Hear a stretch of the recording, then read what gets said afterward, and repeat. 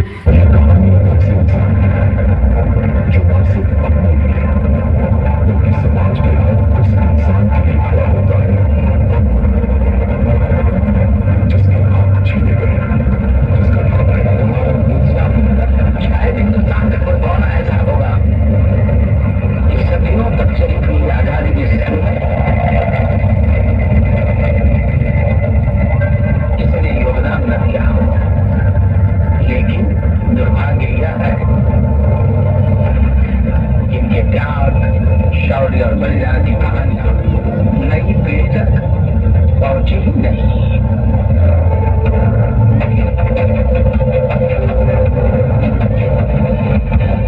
भगवान बिरसा मुंडा ने अंग्रेजों से न केवल राजनीतिक आजादी के लिए संघर्ष किया बल्कि आदिवासियों के सामाजिक और आर्थिक अधिकारों के लिए भी लड़ाई लड़ी।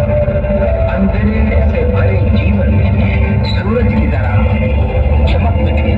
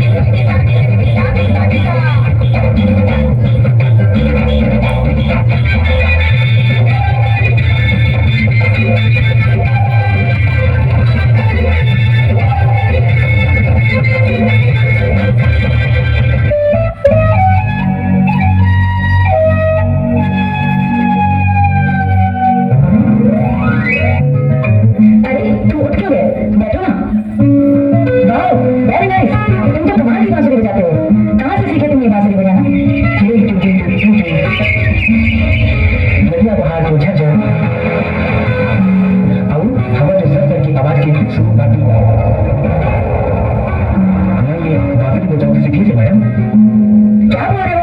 कुछ समझ नहीं आया। और जो भी बोल रहे हो दिल से बोल रहे हो। शायद तुम इस प्रकृति से सीखे हो वैसे बजाना, राइट? हाँ मैडम, ये प्रकृति से मैं काफी बजाओ सीख लेते हैं। ये प्रकृति हम तो आया है, हम तो पापा है, हम तो दुनिया देश आए। ये प्रकृति हम तो सब आए मैडम। तुम तो बस्तर के ही हो ना, तो क्या तुम मुझे बस्तर का कल्चर और बस्तर के लोगों से मिला सकते हो? मुझे बस्तर घुमा सकते हो क्या? हाँ मैडम, मैं तुझे बस्तर घुमा देंगे। वहाँ पर हम तो बस्तर दिखते बाजू, बस्तर जो कपड़ा लगता तुम कर दे, बस्तर वेशभूषा बहुत कर दे, तुम तो बस्तर जो लोग के तुम आप लोग आते हैं। यस, मैं तैयार हूँ। आने जो तेरे मतलब चलना है तो चलो ना।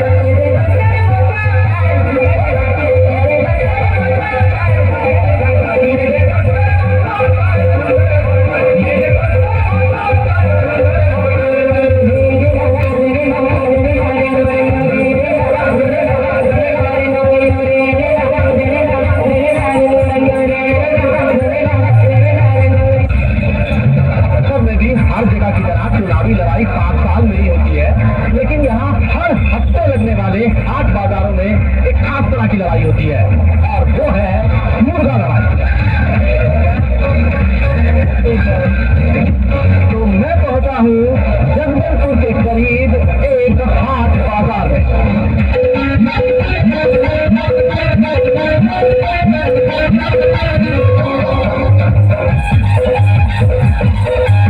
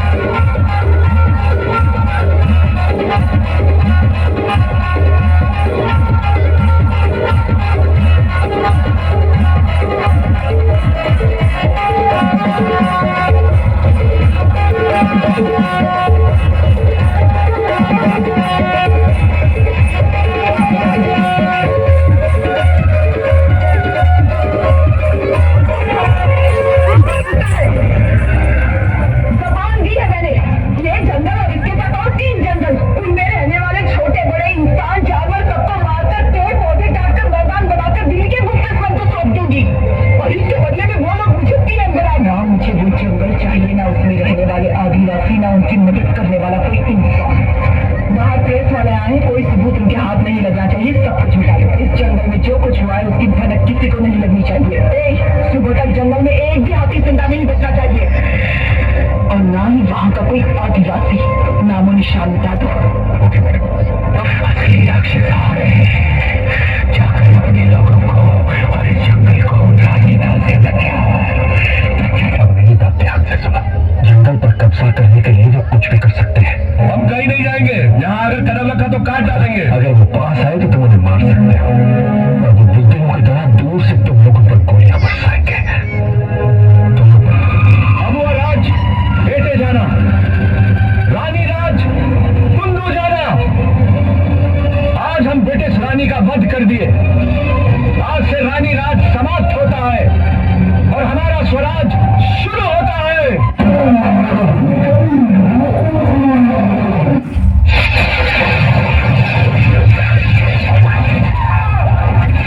ये इतने घातक होते हैं कि संभालने का मौका तक नहीं मिलता। ये इतनी दरिंदगी से बात करते हैं कि शरीर के हर अंग से खून चलने लगता है। ये दुश्मन के शरीर के अंग को अलग अलग कर देते हैं।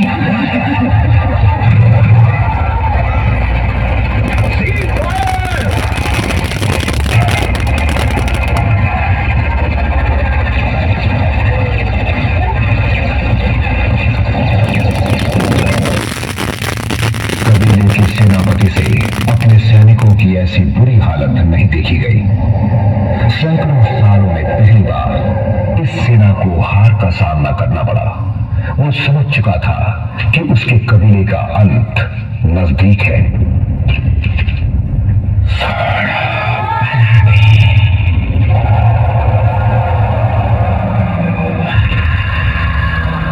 खुद की बलि देकर वो अपने देवता के पास पहुंचना चाहता था और अपने सैनिकों को संदेश देना चाहता था कि उन्हें जंगल छोड़कर चले जाना चाहिए, लेकिन वो सिर्फ बदला लेने को आतुर थे।